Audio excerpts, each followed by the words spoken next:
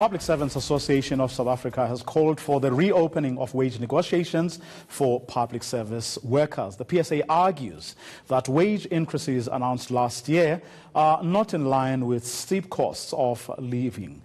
For more on this, I'm joined by Tahir Mayapa, who is the Acting General Manager for the Public Servants Association of South Africa. Tahir, you only got an increase last month. Yes, definitely. We only got what looked like an increase last month. That increase obviously is not taking us anywhere. And without having to be prophetic, we warned against the previous agreement that we are going to reach this particular point. It was the writing on the wall.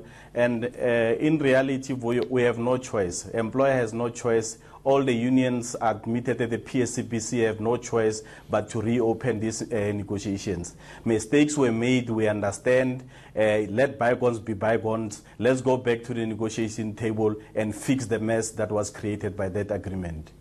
Whose mistakes were they?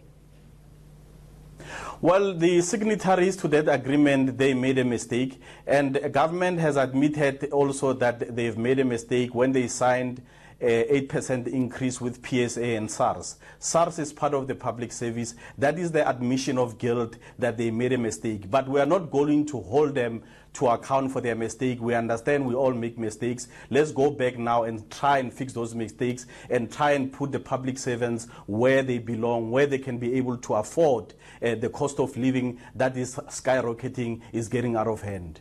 What mistakes has the government in particular admitted to?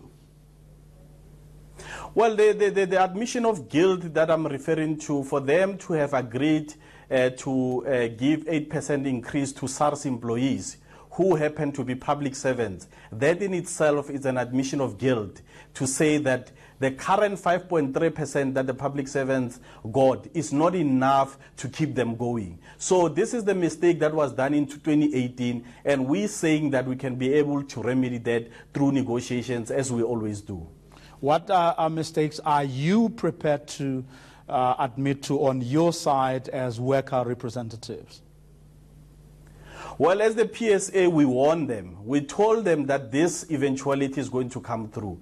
In 2018, we put up a serious fight to try and talk to our colleagues in other unions to say that let us not sign this agreement. This agreement is a two-edged sword that is going to come back to bite us. But the majority rules, nobody wanted to listen to us at that particular point because they thought it was in the interest of everybody to sign that agreement. But now the chickens have come home to roost. The public servants are in the worse condition than ever. They can't afford to go to work. They can't afford to put basic services in terms of food and housing on the table for themselves and their families. So those mistakes need to be remedied, because if we don't remedy those mistakes, we are going to see a high number of public servants not being able to even pitch up for work, stressed because of they can't meet their financial obligations. But at least we're still early in the year, in the financial year. We can be able to go to the negotiation table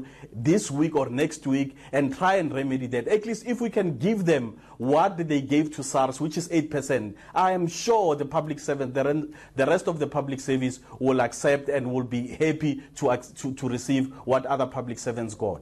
And when do the wage talks normally start, the cycle, that is?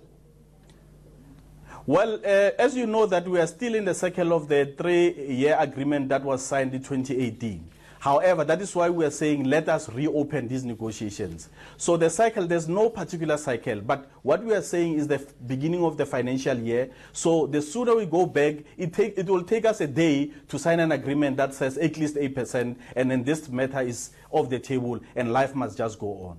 But Tito Mboweni has already tabled the budget for this year, and not only that, he did forewarn, that we may have to relook at the public service contingent that we have as a country.